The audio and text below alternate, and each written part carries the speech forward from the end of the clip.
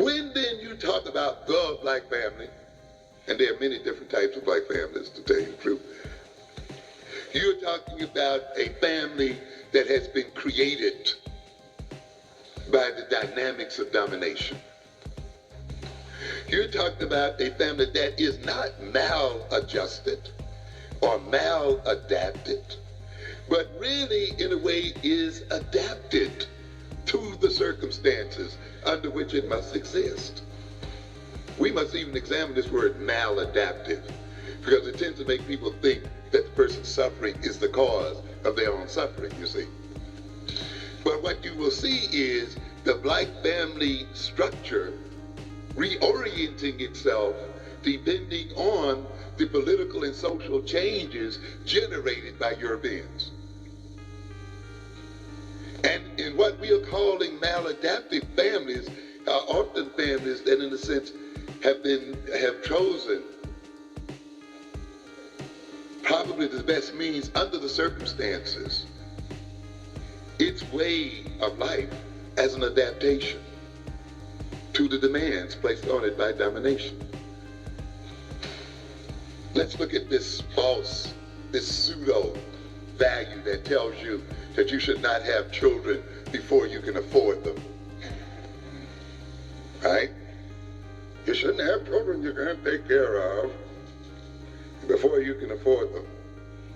Do you know that's a plan for death? That's a death plan. It sounds so nice and pious, doesn't it? Why is it a plan for death? If you got a system that says a man should not create children before he can support that family, and then that same system makes sure that the man is not in a position to support the family, it is literally then telling the people not to what? Have children. It is a genocidal plan hidden behind an apparently moral statement. You see? And you have a lot of this kind of game playing going on. You have to recognize then that the European system creates a problem. Then it goes on to define the problem, we said the other evening. Then it goes on to look at the differences between the people who are affected by the problems and those who are not. And then it says it's the differences that these people show that are the cause of the problem. You see? And then it develops some means to try to deal with these problems. In other words, then, let's quickly look at the fact that the families that we talk about as a traditional family is pretty much a myth and the result of misunderstandings that the media seeks to indoctrinate us with images of families that really never existed and with the kind of family lives that real people cannot live. These images block us from seeing the reality that we are in. It blocks us from developing sound and realistic policies so that we can really change the situation that we're in. These kind of images create in us a state of guilt. You have to realize, you see, this culture is a culture of inequality that we live in. America is characterized principally by the fact that it suffers from gross inequalities within its population. And those who are gaining from this inequality then must float out an ideology that makes their greed appear rational and moral. And when you then look at the inequalities that you see between classes and the inequalities that you perceive between groups, you want to know why. Why is it that we see so many poor black folk relative to whites? You see, or single-headed families relative to intact families. What kind of ideology will you float out to explain that? You will know that the media does not permit but two of a possible range of explanations for this situation. One is the explanation of individualism, and the other one is a type of familialism. In other words, the reason why we have differences in wealth in this country and differences in success is due to individuals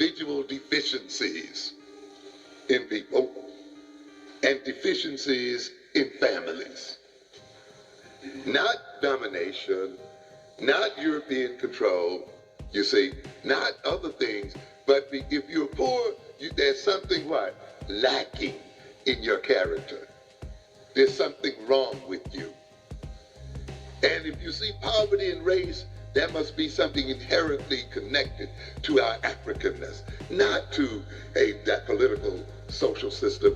If you didn't succeed, it must be because you come from a deficient family, not an absence of good schools or an absence of other social institutions or other kinds of things going on in the system. You see, the people who talk about the other things are not allowed to be heard on TV and radio.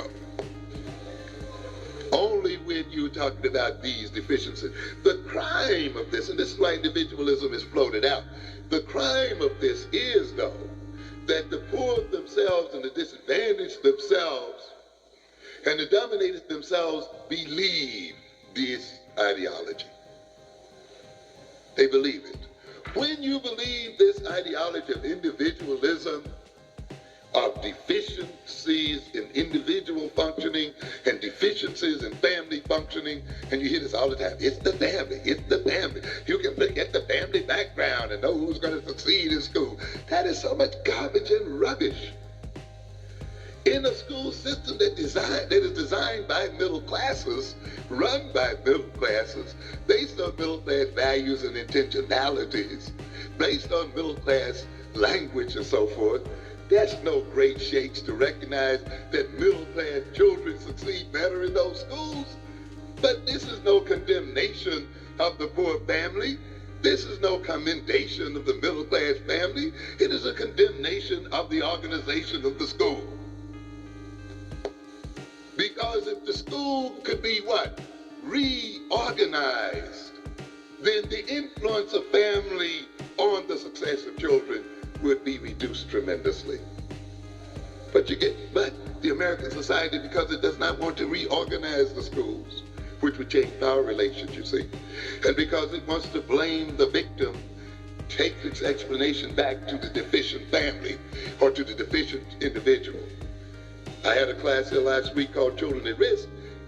I said, you expect me to come in here now and put all these characteristics of children at risk, right? You know, what characteristics do children at risk have that makes them different from children not at risk? I'm not giving you that. The first thing I'm going to ask you is what? Who put them at risk? These are children. How have they been placed at risk? Why are you not studying the ones who put them at risk and study them first?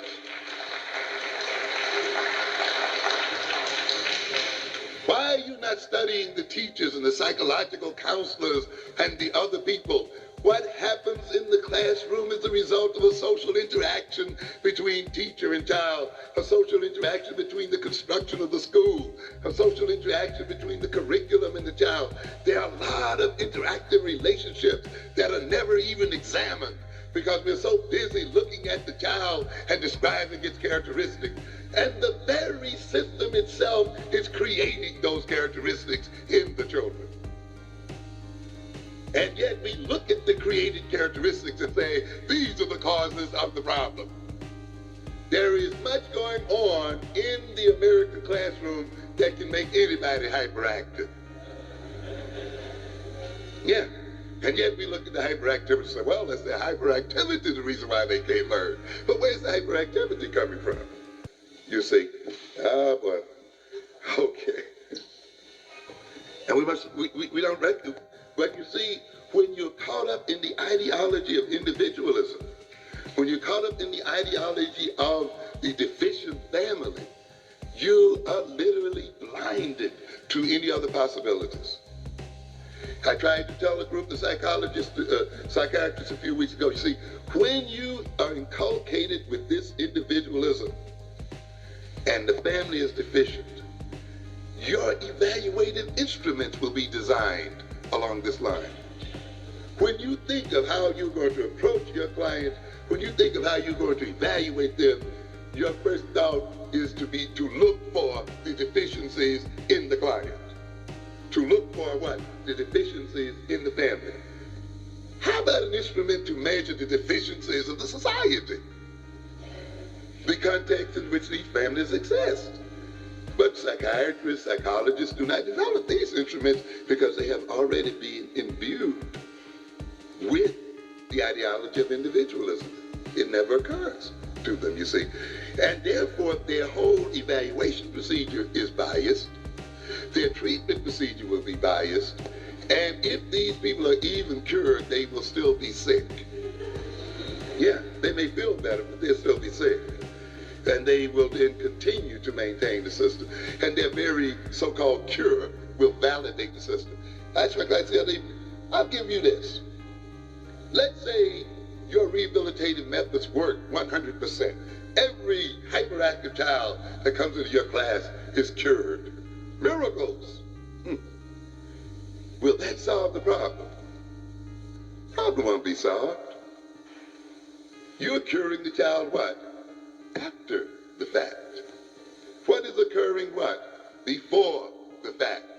That machinery is still what? Pumping them out. And even if you got an effective method, you'll be overwhelmed by all the new crews coming in. And out here you're hollering, more psychologists, more social workers, more. We can't handle all of them. You understand what I'm saying? And again, to a great extent, you see, the emphasis in school is on effective teaching methods and special ed, effective rehabilitative methods and so forth, but not effective methods of changing the generator of the problems themselves, which is ultimately the power relationship between our people and the other people.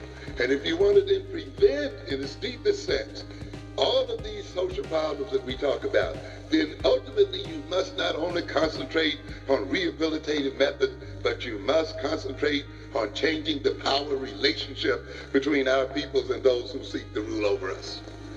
If not, even your solutions will not be solutions.